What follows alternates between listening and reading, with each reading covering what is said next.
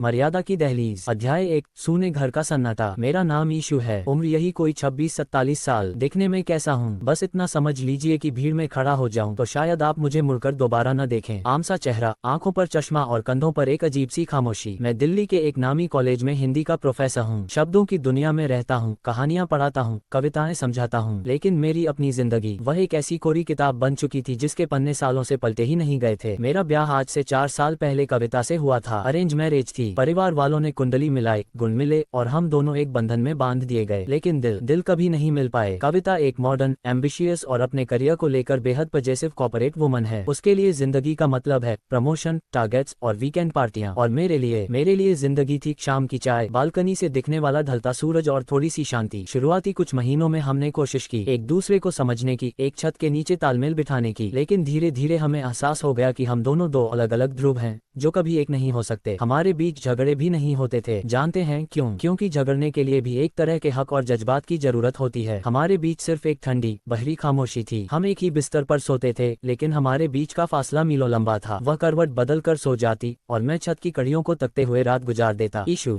मैं इस हफ्ते भी सिंगापुर जा रही हूँ। क्लाइंट मीट है। एक सुबह नाश्ते की मेज पर कविता ने अपनी सैंडविच चबाते हुए बेहद कैजुअल लहजे में कहा। मैंने चाय का कप होठों से हटाकर उसे देखा। इस महीने में ये तीसरी ट्रिप है ना? हाँ, तो तुम्हें तो पता है नया प्रोजेक्ट कितना इम्पोर्टेंट है मेरे लिए। उसने घड़ी देखते हुए अपना लैपटॉप बैग उठाया। और सुनो, मम्मी जी आ रही हैं गांव से। 2-3 महीने रुकेंगी। उनके घुटनों का इलाज होना है। मैंने रश्मि को बोल दिया है, वह घर का सारा खाना और साफ सफाई संभाल लेगी। अम्मा आ रही हैं। मेरी आंखों में थोड़ी चमक आए। कम से कम इस सूने घर में कोई बात करने वाला तो होगा। हाँ, आ रही हैं, पर प्लीज मुझे इस सब में इन्वॉल्व मत करना। मैं वैसे ही बहुत स्ट्रेस में हूँ। उसने बिना मेरी तरफ देखे कहा, अपने सैंडल पहने और दरवाजा बंद करके चली गई। दरवाजा बंद होने की आवाज इस खाली फ्लैट में गूंज गई। मैं वहीं बैठा रहा, अकेले, उस बड़े से आलीशान 3 BHK फ्लैट में जहाँ हर सुख सुविधा का सामान था। बस एक चीज की कमी थी, अपनत्व की। 4 दिन बाद अम्मा आ गईं। उनके साथ मेरी छोटी चाची की बेटी यानी मेरी ममेरी बहन काव्या भी आई थी। काव्या 24 साल की एक शांत, संस्कारी और बेहद समझदार लड़की थी। उसने अभी अभी अपनी ग्रेजुएशन पूरी की थी और आगे की पढ़ाई के बारे में सोच रही थी। उसके चेहरे पर एक अजीब सा भोलापन था और आंखों में गहरी संजीदगी। प्रणाम भाई साहब, काव्या ने मेरे पैर छूकर धीमे से कहा। उसकी आवाज में एक अजीब सी खनक थी जो इस घर के सन्नाटे को चीरती हुई सीधे दिल में उतरी। जीती रहो काव्या, कैसी हो? सफर में कोई परेशानी तो नहीं हुई? मैंने अम्मा का सामान पकड़ते हुए पूछा। नहीं भाई साहब, सब ठीक था, बस मौसी जी के घुटनों में थोड़ा दर्द बढ़ गया है। उसने अम्मा को सहारा देते हुए सोफे पर बिठाया। उस रात घर में एक अलग ही रौनक थी। रश्मि ने खाना बनाया था, पर काव्या ने अपने हाथों से अम्मा के लिए खिचड़ी तैयार की। मैंने महीनों बाद घर में बर्तनों की वो जानी पहचानी आवाज सुनी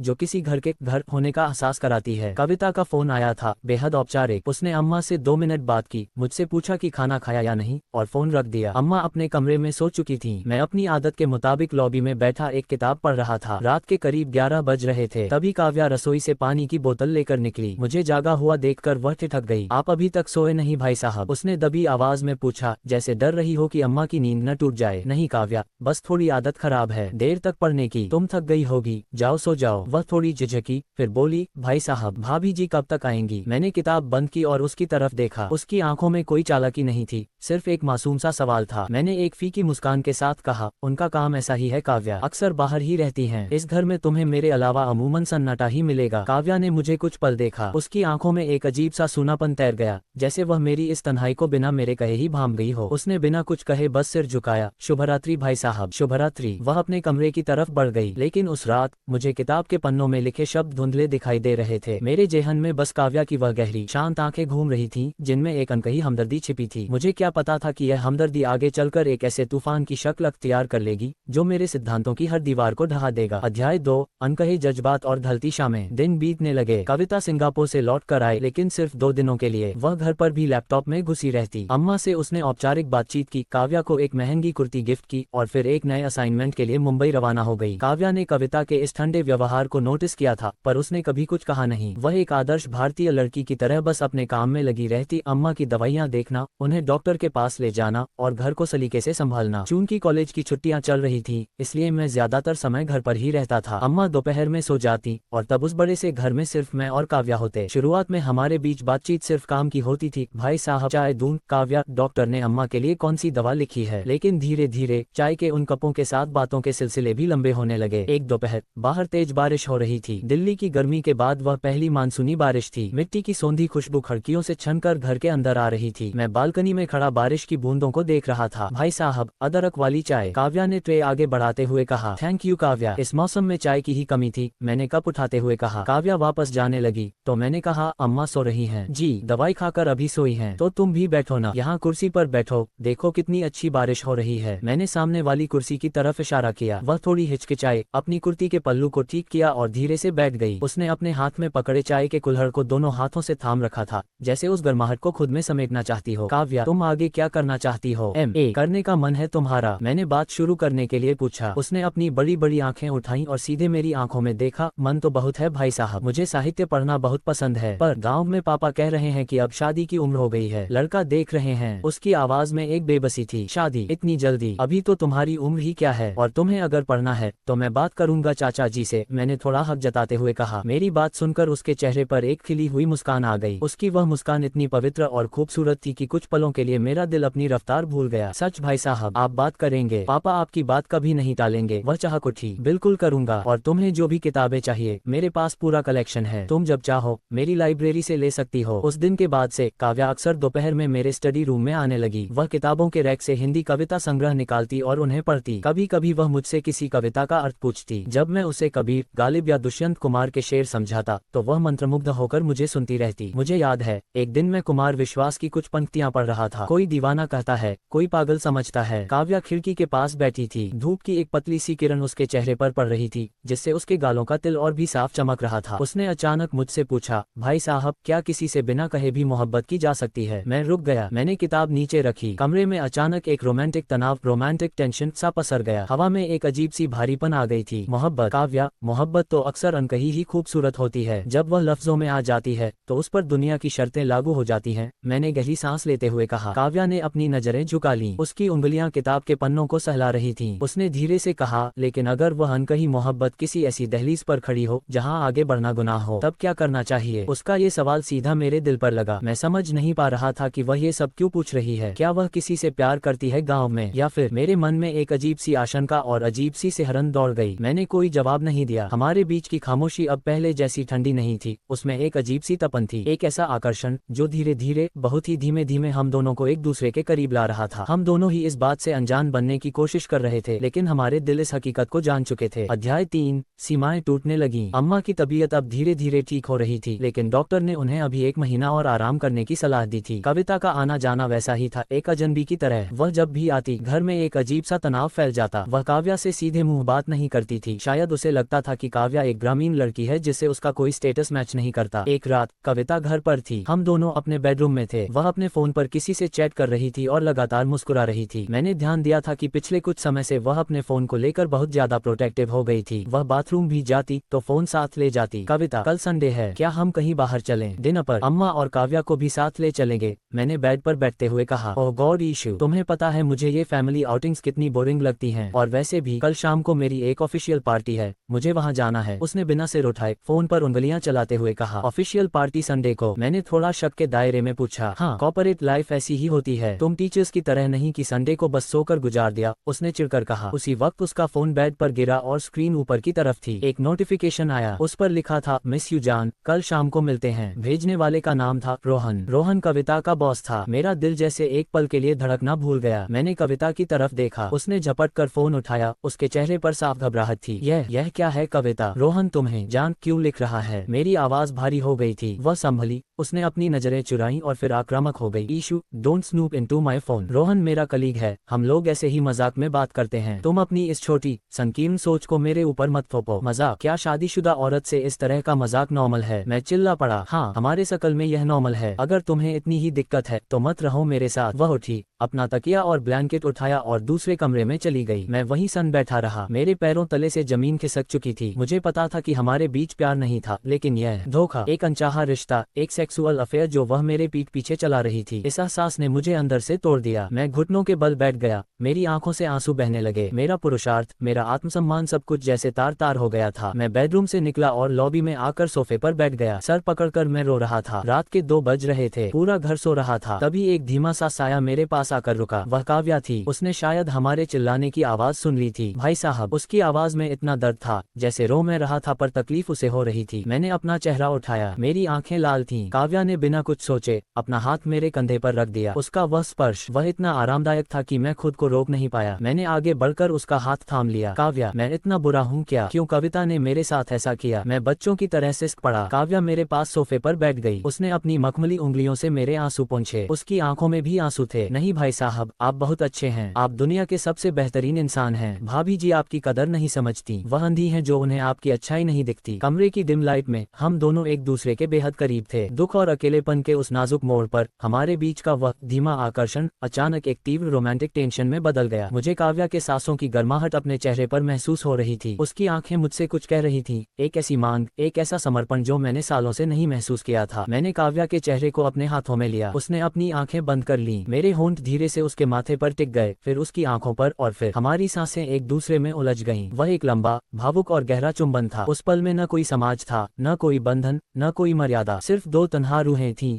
जो एक दूसरे में समा जाना चाहती थीं। काव्या ने मुझे कसकर पकड़ लिया। ईशु, मुझे खुद से दूर मत करना। मैं आपसे बहुत प्यार करती हूँ। उसने पहली बार मुझे मेरे नाम से पुकारा था। उस रात मर्यादा की वह पतली सी दहलीज टूट गई। हम दोनों भावनाओं के उस बहाव में बह गए जहाँ सही और गलत के मायने धुंधले पड़ जाते हैं। अध्याय 4, आग और पानी। उस रात के बाद सब कुछ बदल गया। हमारे बीच एक अजीब सी बेचैनी रहने लगी। जब भी हम एक दूसरे के सामने आते हमारी नजरें झुक जाती। एक तरफ एक गहरा अपराध बोध, मॉरल गिल्ट था कि मैंने अपनी ममेरी बहन के साथ विश्वासघात किया था, समाज के नियमों को तोड़ा था। लेकिन दूसरी तरफ वह अनकहा सुख और प्यार था जिसके लिए मैं बरसों से तरस रहा था। काव्या अब जब भी मेरे लिए चाय लाती तो उसके हाथ कांपते थे और मैं उसकी एक झलक पाने के लिए बेचैन रहता था। वह स्लो इमोशनल अट्रैक्शन अब एक सुलगती हुई आग बन चुका था। हम दोनों ही जानते थे कि हम एक गलत रास्ते पर चल पड़े हैं, लेकिन उस रास्ते का सफर इतना खूबसूरत था कि हम पैर पीछे नहीं खींच पा रहे थे। कविता अब अक्सर हफ्तों बाहर रहने लगी थी। उसने घर आना लगभग छोड़ ही दिया था। मुझे अब उसके होने या न होने से कोई फर्क नहीं पड़ता था। मेरा दिल, मेरा दिमाग, मेरी पूरी कायनात अब काव्या के इर्द गिर्द सिमट चुकी थी। एक दोपहर अम्मा को पड़ोस की एक चाची अपनी सहेली के घर कीर्तन में ले गई थी। उन्होंने कहा था कि वे शाम को 7 बजे तक लौटेंगी। घर में फिर से मैं और काव्या अकेले थे। बाहर तेज धूप थी, लेकिन घर के अंदर का माहौल बहुत गर्म था। मैं अपने कमरे में लेटा हुआ था, आंखें बंद किए। तभी काव्या कमरे में आई। उसने हल्के नीले रंग का सूट पहना था जिसमें वह साक्षात सादगी की मूरत लग रही थी। ईशु, उसने बहुत धीरे से पुकारा। उसकी आवाज में एक अजीब सी खामोशी थी, एक ऐसी दावत जो सीधे दिल पर वार करती थी। मैंने आंखें खोली और उसकी तरफ देखा। वह बेड के किनारे आकर बैठ गई। क्या सोच रहे हैं? उसने मेरे बालों में अपनी उंगलियां फिराते हुए पूछा। यही कि यह जो हमारे बीच हो रहा है, इसका अंजाम क्या होगा काव्या?